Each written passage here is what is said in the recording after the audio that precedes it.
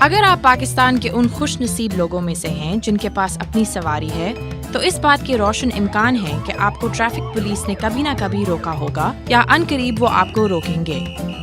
وجہ یہ ہے کہ ٹریفک پولیس آپ کی حفاظت کے لیے ہے، اس لیے آپ کو چاہیے کہ آپ ان کے ساتھ بھرپور تعاون کریں اور اخلاق سے پیش آئیں۔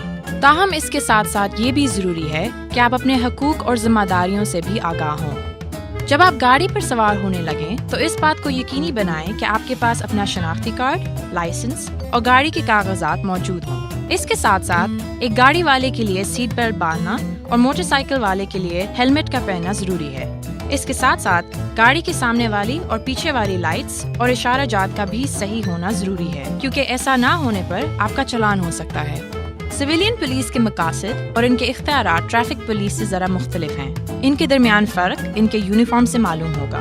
سویلین پولیس کا یونیفارم کالا اور خاکی رنگ کا ہے، مگر پنجاب میں اب سبز رنگ کا ہے، اور ٹریفک پولیس کا ہلکا نیلا اور کبھی کبھی سفید بھی ہوتا ہے۔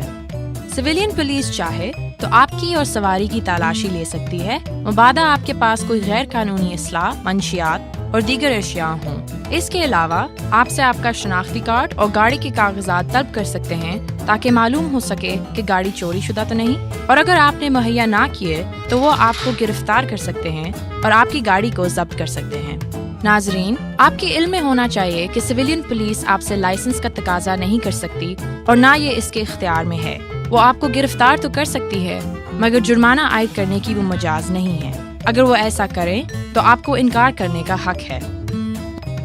لائسنس کا تقاضا کرنا ٹریفک پولیس کا کام ہے۔ انہیں اختیار دیا گیا ہے کہ لائسنس نہ ہونے کی صورت میں آپ پر جرمانہ عائد کرے، جسے گورنمنٹ کے بینک میں جمع کرانا ہوگا۔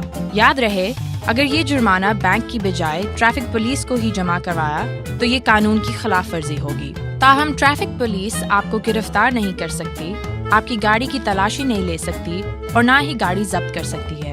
موٹر وہیکل آرڈیننس کے آرٹیکل 113 کے مطابق ایک ٹریفک پولیس والا ان چند صورتوں میں بغیر وارنٹ کے گرفتار کر سکتا ہے۔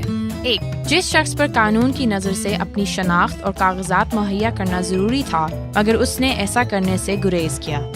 2. جو شخص ٹریفک سے متعلقہ جرائم میں سے کسی جرم کا مرتکب پایا گیا اور پولیس کو یہ شبہ ہے کہ اگر اسے گرفتار نہ کیا گیا تو بھاگ جائے گا، قانون کی نظر میں ایسے شخص کو بھی گرفتار کیا جا سکتا ہے۔ 3. جہاں ٹریفک پولیس کو بغیر وارنٹ کے گرفتار کرنے کا حق ہے، وہاں ان کے پاس یہ بھی حق ہے کہ وہ ایک مخصوص مدت کے لیے گاڑی کو بھی ضبط کر لیں۔ 4.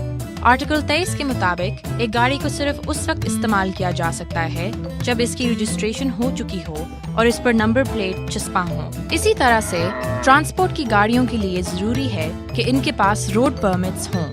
اگر ایسا نہ ہوا تو ٹریفک پولیس کے پاس آرٹیکل 115 کے مطابق گاڑی کو ضبط کرنے کا حق ہے۔ 5.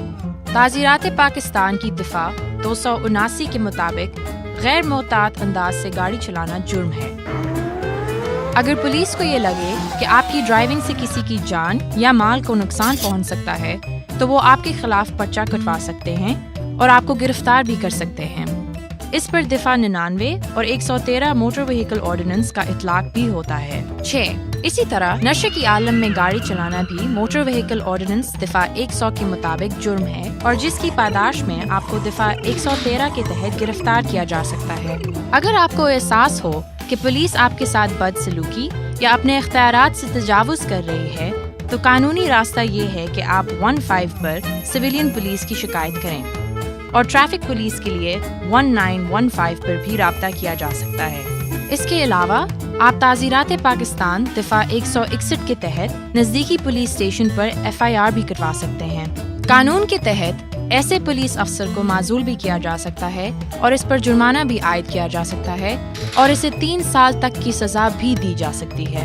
پاکستان کا موجودہ معاشرہ اپنی دستوری حقوق اور ذمہ داریوں سے نابلد ہے، جس کا نقصان یہ ہے کہ وہ استحصال کا شکار ہو جاتا ہے۔ اپنے حقوق جاننے سے یہ شہری اپنے آپ کو استحصال سے بچا سکتے ہیں۔ یاد رکھیے، ایک باخبر شہری ایک با اختیار شہری ہوتا ہے۔